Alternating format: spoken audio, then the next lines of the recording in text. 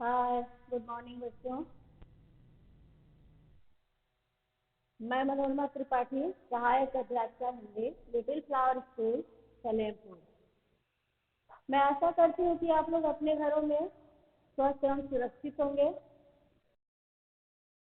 तो चलिए आज का पाठ्यक्रम हमारा हिंदी व्याकरण एवं रचना अभ्यास पुस्तिका पाठ 3 से वाक्य शब्द और वाक्य पढ़ाना है। तो चलिए आज हम शब्द और वाक्य के बारे में जानेंगे। शब्द और वाक्य क्या होता है? बच्चों, हमने पिछली कक्षाओं में पढ़ा कि हिंदी वर्णमाला में 44 वर्ण होते हैं। इन्हीं वर्णों के मेल से शब्दों का निर्माण होता है। इन्हीं वर्णों के मेल से क्या होता है? शब्दों का निर्माण होता है। जैसे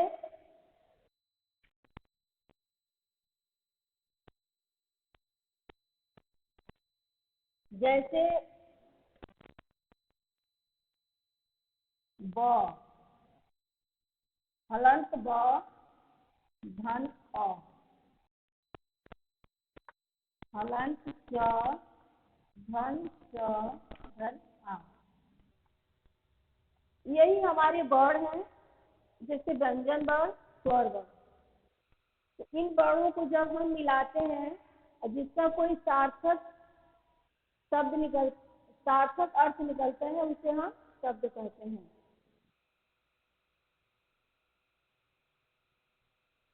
जैसे शब्द से आप क्या समझते हैं?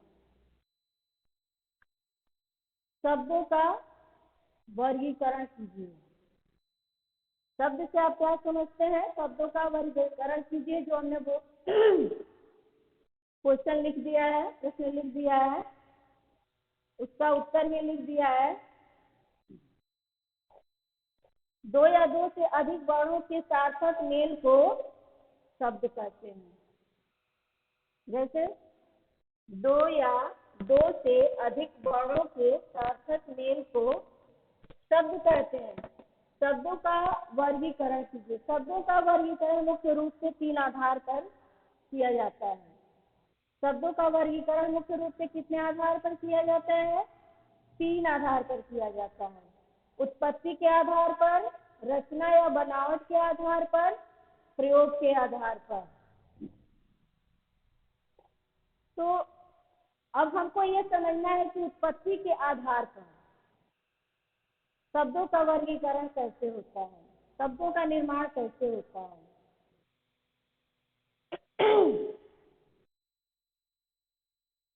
उत्पत्ति के आधार पर शब्दों का वर्गीकरण, जैसे सत्संग शब्द, सद्भव शब्द, देशज शब्द, विदेशज शब्द। तो अब हम ये जानेंगे कि उत्पत्ति के आधार पर सत्संग शब्द क्या होता है। सत्संग शब्द किसे कहते हैं?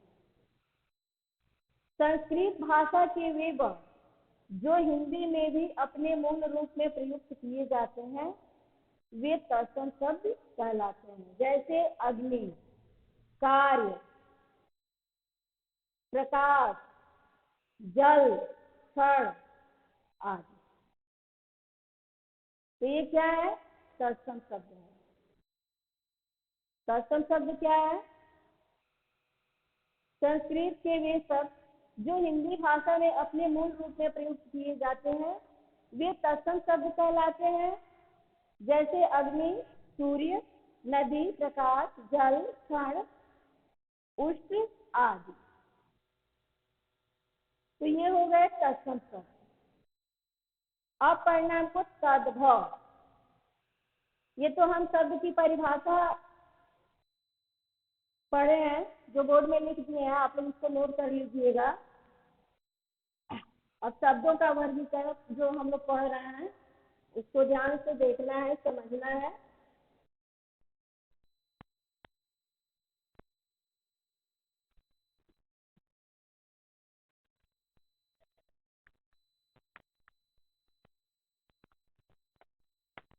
उत्पत्ति के आधार पर।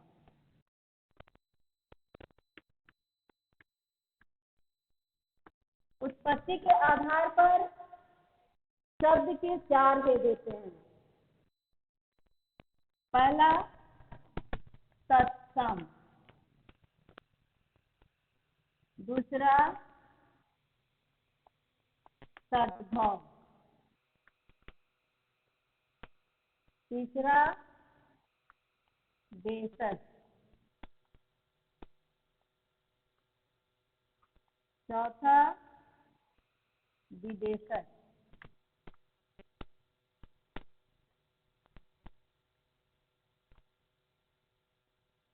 तो अभी हमने बताया है कि तत्सम शब्द किसे कहते हैं। अब हमको पढ़ना है तद्भव। तद्भव क्या होता है? तद्भव शब्द से आप क्या समझते हैं? संस्कृत भाषा के वे शब्द जो परिवर्तित होकर हिंदी भाषा में आए हैं तद्भव शब्द कहलाते हैं। जैसे तद्भव, जैसे संस्कृत भाषा के वे शब्द जो परिवर्तित होकर हिंदी में आए हैं उसे हम तद्भव कहते हैं। जैसे अग्नि, अग्नि, अग्नि का हिंदी तद्भव क्या होगा? आग। अग्नि का क्या होगा? आग। कर्ण का क्या होगा? कान। तो ये हमारे तद्भव शब्द हैं जो संस्कृत भाषा से परिवर्तित होकर हिंदी भाषा में लिखे जाते हैं, उन्हें हम तद्भव कहते हैं। अब हमें पढ़ना है तद्भव शब्द। तद्भव किसे कहते हैं? तद्भव नहीं, सॉरी, ये देशज शब्द। क्या पढ़ना है? देशज।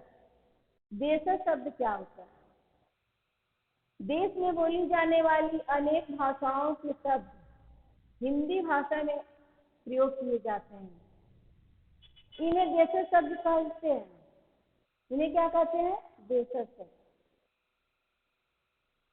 एक बार और बता दे रही हूँ, देश में बोली जाने वाली अनेक भाषाओं के शब्द, देश में बोली जाने वाली अनेक भाषाओं के शब्द हिंदी भाषा में प्रयोग किए जाते हैं, इन्हें देशज शब्द कहते हैं। जैसे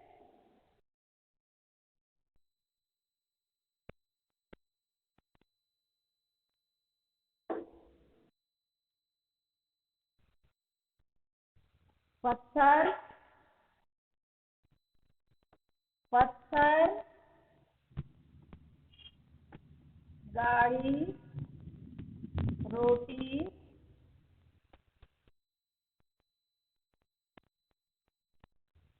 थैला, पगड़ी, ये क्या है? देशज शब्द हैं। क्या है? देशज शब्द हैं। अब हम पढ़ेंगे विदेशज। क्या पढ़ेंगे बच्चों? विदेशज। विदेशज शब्द किसे कहते हैं? जो शब्द दूसरे देशों की भाषाओं से हिंदी भाषा में आए हैं, जो शब्द दूसरे देशों की भाषाओं से हिंदी भाषा में आए हैं, उन शब्दों को विदेशज शब्द कहते हैं। जैसे चाकू, गर्दन, कार्टून, कॉलेज, किताब, ये सब क्या है? विदेशज शब्द। दूसरे देशों के शब्द हैं जो हमारे हिंदी भाषा में आए हैं, उन्हें हम विदेशज शब्द कहते हैं।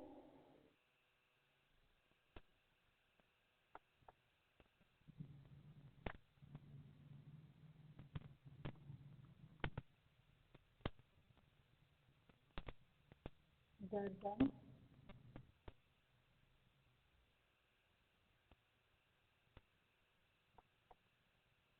कार्टून,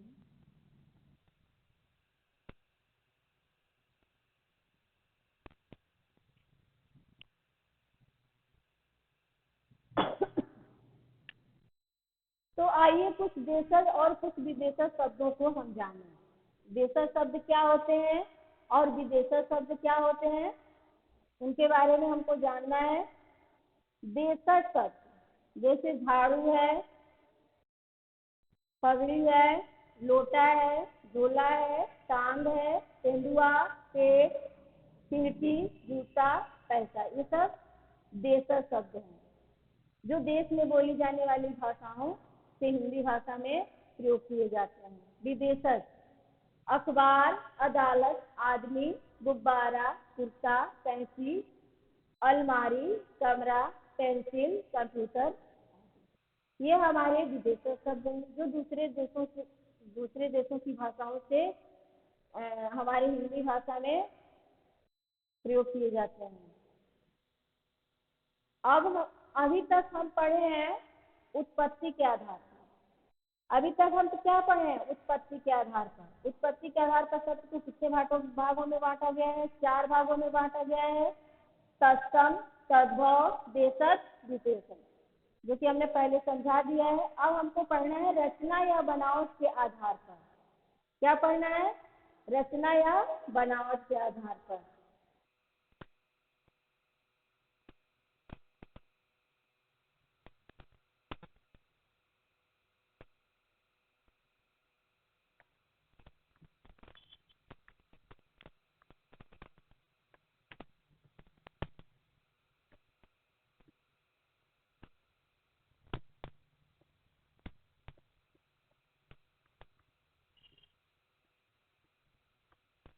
क्या पढ़ना है? रचना या बनावट के आधार पर। रचना या बनावट के आधार पर ही शब्द को 3 भागों में बांटा गया है। रचना या बनावट के आधार पर ही शब्द को 3 भागों में बांटा गया है। पहला रूढ़ शब्द, दूसरा यौगिक शब्द, तीसरा योग रूढ़ शब्द। पहला क्या है? रूढ़ शब्द। रूढ़ शब्द। दूसरा है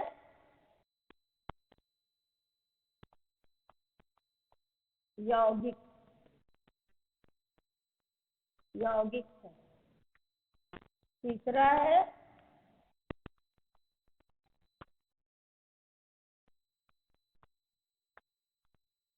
योग रूढ़ शब्द।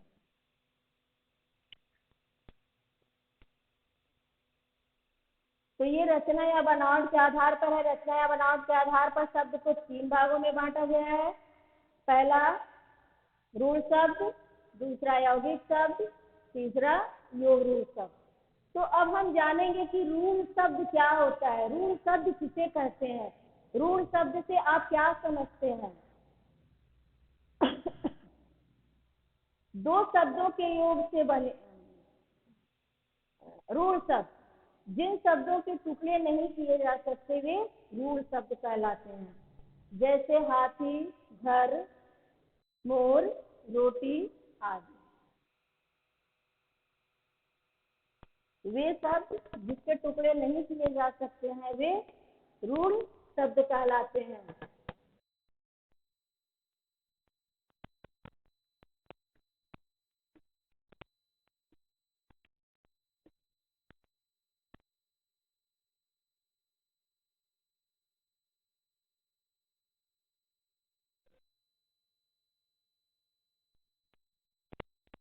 घर, मोर, रोटी आदि।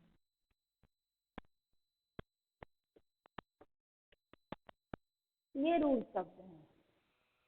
जैसा कि हमने बताया है कि जिन शब्दों के टुकड़े नहीं किए जा सकते वे रूढ़ शब्द कहलाते हैं। यानी ये शब्द जो कभी परिवर्तित नहीं होते हैं, इनको हम विभाजित नहीं करते हैं।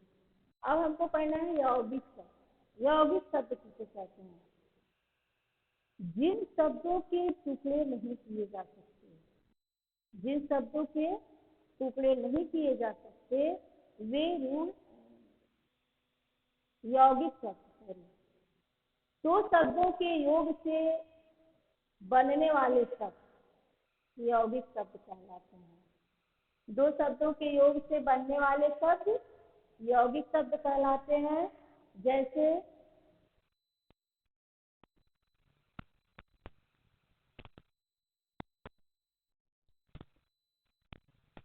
रसोई घर। क्या है? रसोई घर।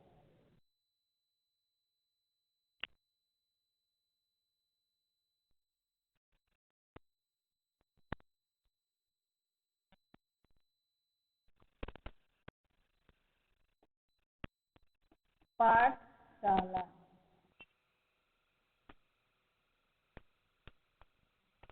पुस्तकालय।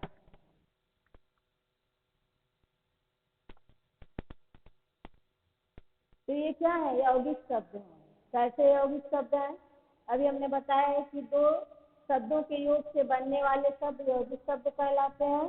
तो जैसे मान लीजिए हमने बताया रसोई घर, तो अगर हम इसको इसको हम अलग कर सकते हैं, क्योंकि रसोई अलग शब्द हो गया और घर अलग शब्द हो गया, इसलिए इसका नाम यौगिक शब्द है। यानी जिसमें दो शब्द होते हैं, दो शब्दों के में से एक शब्द बनते हैं, उन्हें हम यौगिक शब्द कहते हैं। पाठशाला। पाठशाला। पाठ अलग शब्द हो गया, शाला अलग शब्द हो गया।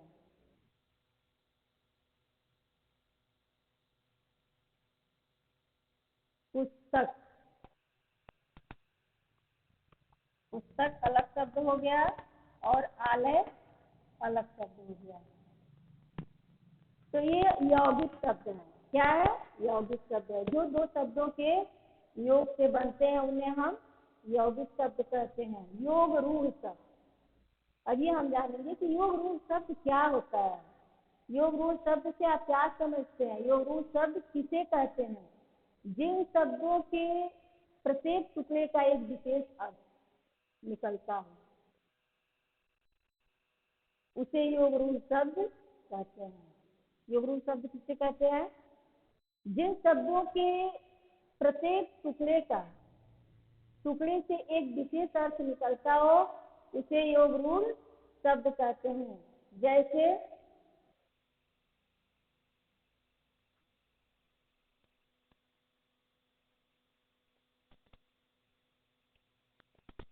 नीलकंठ। क्या है? नीलकंठ। नीला कंठ।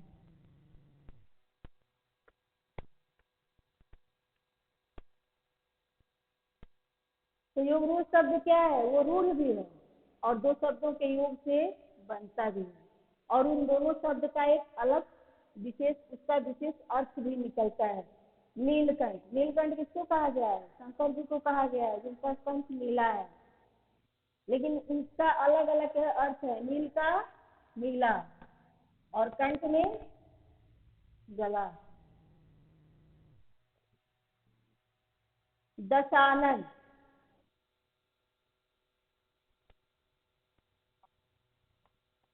दशानन।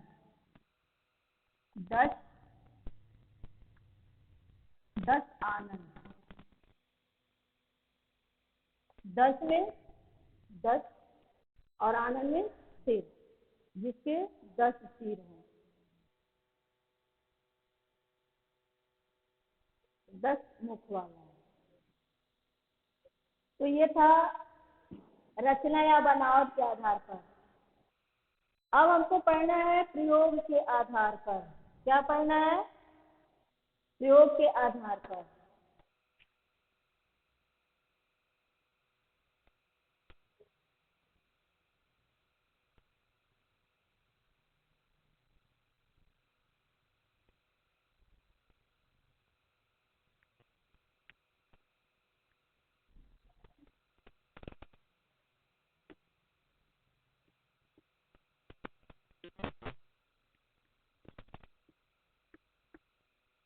प्रयोग के आधार पर शब्दों का वर्गीकरण कीजिए।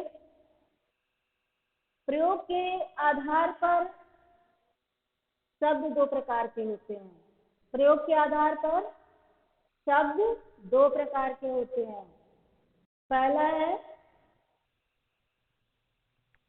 विकारी शब्द।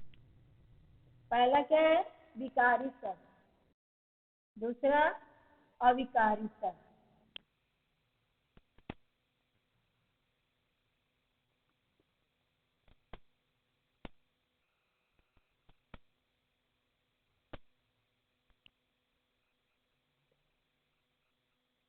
प्रयोग के आधार पर शब्दों का वर्गीकरण कितने भागों में किया गया है? 2। विकारी। विकारी शब्द किसे कहते हैं? विकारी शब्द से आप क्या समझते हैं? जिन शब्दों में लिंग, वचन तथा कारक के अनुसार परिवर्तन होता है उन्हें विकारी शब्द कहते हैं। जैसे संज्ञा, सर्वनाम, विशेषण एवं क्रिया विकारी शब्द हैं। विकार में परिवर्तन होना, बदलाव। विकारी शब्द किसे कहते हैं? जिन शब्दों में लिंग, वचन तथा कारक के अनुसार परिवर्तन होता है उसे क्या कहते हैं? विकारी शब्द। संज्ञा, मान लीजिए संज्ञा में हम किसी का नाम ही ले लिए तो विकारी शब्द, जैसे मान लीजिए मोहन जा रहा है, मोहन जा रहा है, तो यहाँ मोहन संज्ञा है ना, लेकिन पुल्लिंग है, पुल्लिंग के आधार पर क्रिया बदल जा रहा है। और वही हम लिखते हैं कि महिमा जा रही है, महिमा जा रही है, तो यहाँ रही है लिंग से बदल गया ना संज्ञा। तो वही चीज है, जिन शब्दों में लिंग, वचन तथा कारक के अनुसार परिवर्तन होता है उन्हें क्या कहते हैं? विकारी शब्द कहते हैं। संज्ञा, सर्वनाम, विशेषण एवं क्रिया शब्द। अविकारी शब्द। अविकारी शब्द क्या है?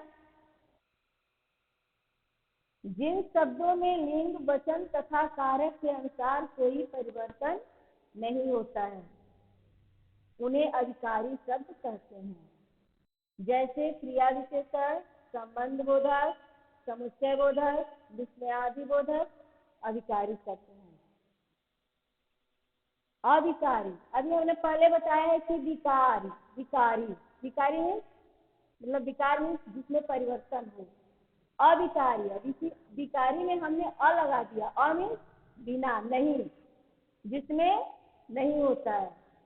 जिन शब्दों में लिंग, वचन तथा कारक के अनुसार कोई परिवर्तन नहीं होता है उन्हें क्या कहते हैं? अविकारी शब्द कहते हैं। जैसे क्रिया विशेषण, संबंध बोधक, समुच्चय बोधक, विस्मयादि बोधक अविकारी शब्द हैं।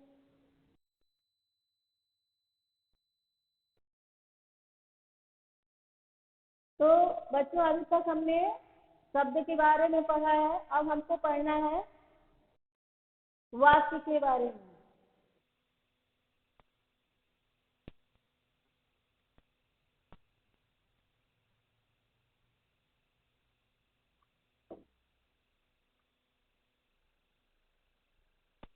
अभी तक हमने शब्द पढ़ा है, अब हमको पढ़ना है वाक्य। क्या पढ़ना है? वाक्य।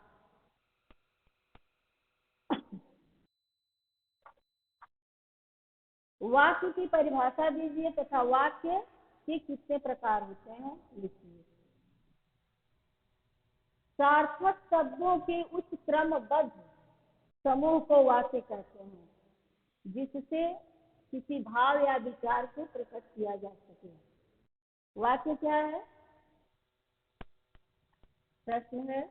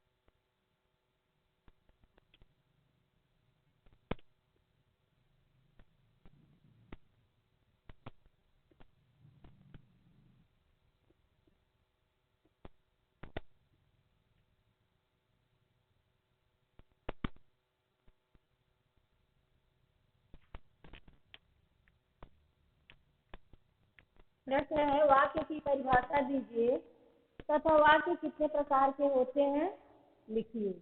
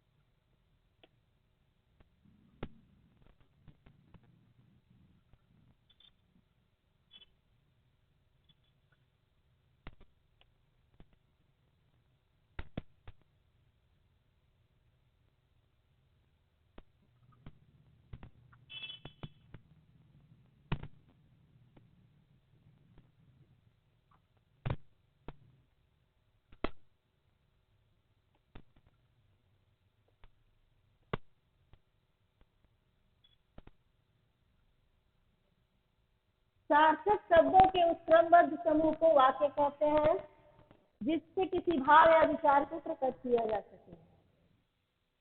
जिससे किसी भाव या विचार को प्रकट किया जा सके। वाक्य दो प्रकार के होते हैं। वाक्य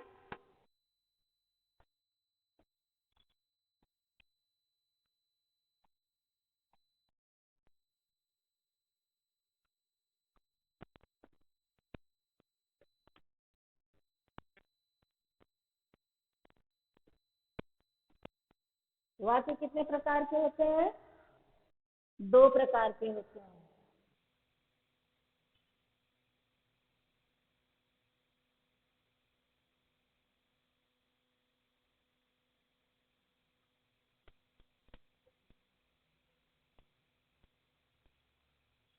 सॉरी, वाक्य तीन प्रकार के होते हैं।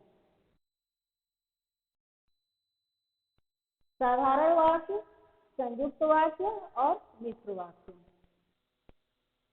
पहला क्या है? साधारण वाक्य। पहला क्या है? साधारण वाक्य। साधारण वाक्य क्या है? साधारण वाक्य से आप क्या समझते हैं? जिस वाक्य में केवल एक ही कर्ता एवं एक ही क्रिया होती है उसे हम साधारण वाक्य कहते हैं। ये वाक्य की परिभाषा है, ये आप लोग लिख लीजिएगा। और हम प्रकार के बारे में आपको बताने जा रहे हैं।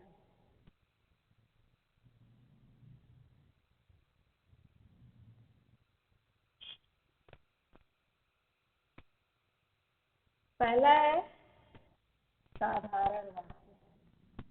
अब हमको समझना है कि साधारण वाक्य किसे कहते हैं।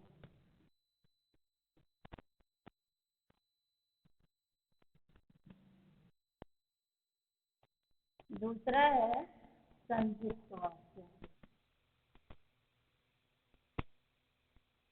तीसरा है मिश्र वाक्य।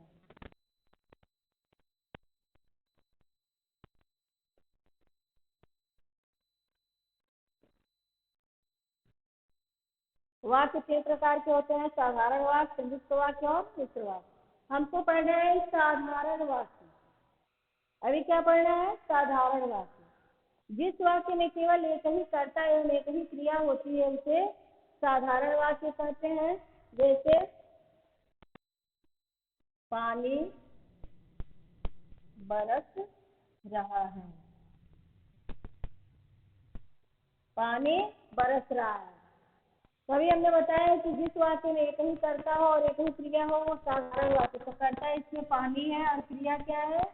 बरसना है। क्रिया क्या है? बरसना है। तो इसलिए ये साधारण वाक्य होता है। साधारण वाक्य में कर्ता भी एक ही होता है और क्रिया भी एक ही होती है। कबूतर आसमान में उड़ता है। कबूतर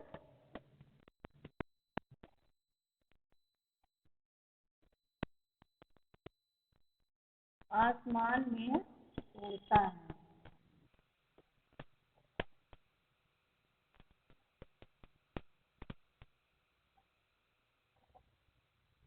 दूसरा है संयुक्त वाक्य। संयुक्त वाक्य किसे कहते हैं या संयुक्त वाक्य से आप क्या समझते हैं? जब एक से अधिक साधारण वाक्यों को किसी योजक शब्द द्वारा जोड़ा जाता है तो उसे संयुक्त वाक्य कहते हैं। क्या? जब एक से अधिक साधारण वाक्यों को किसी योजक शब्द के द्वारा जोड़ा जाता है उसे संयुक्त वाक्य कहते हैं।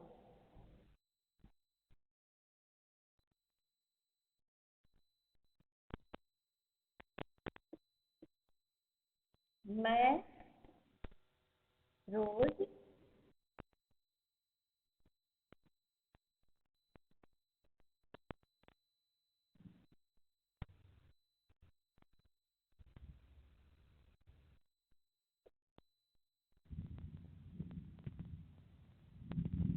ये संयुक्त वाक्य हो गया।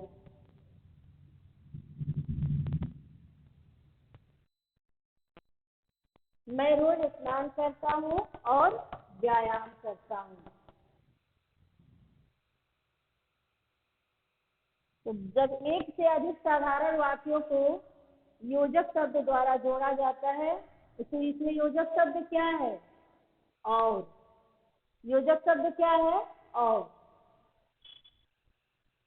तो मैं रोज स्नान करता हूँ एक वाक्य हो गया और व्यायाम करता हूँ तो ये संयुक्त वाक्य हो गया। जब किसी दो साधारण वाक्य को हम योजक शब्द के द्वारा जोड़ते हैं तो वह क्या होता है? संयुक्त वाक्य होता है, मिश्र वाक्य। अब हमको पढ़ना है मिश्र वाक्य। मिश्र वाक्य किसे कहते हैं? जिस वाक्य में एक प्रधान उपवाक्य तथा शेष उसके आश्रित उपवाक्य होते हैं उसे मिश्र वाक्य कहते हैं। एक प्रधान उपवाक्य हो और दूसरा उस पर आश्रित हो इसे हम क्या कहते हैं? मिश्र वाक्य कहते हैं। तो मिश्र वाक्य क्या है? मिश्र वाक्य क्या है? यह वही भारत देश है जो पहले सोने की चिड़िया कहलाता था। मिश्र वाक्य क्या है?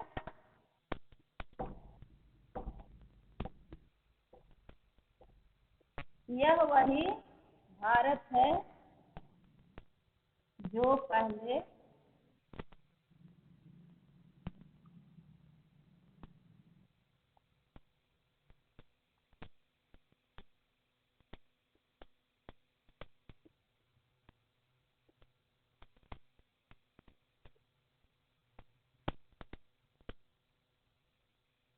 ये मिश्र वाक्य हो गया।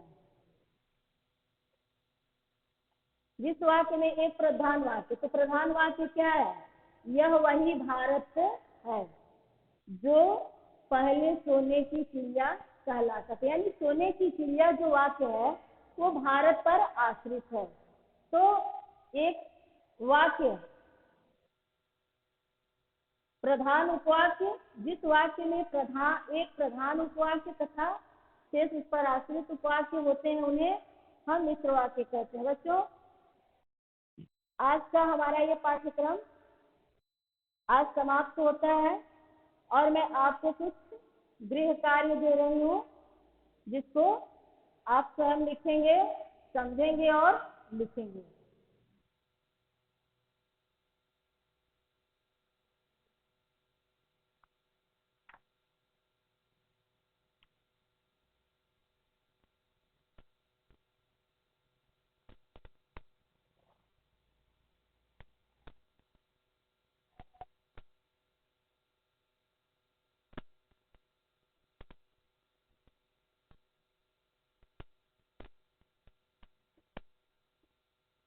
गृह कार्य।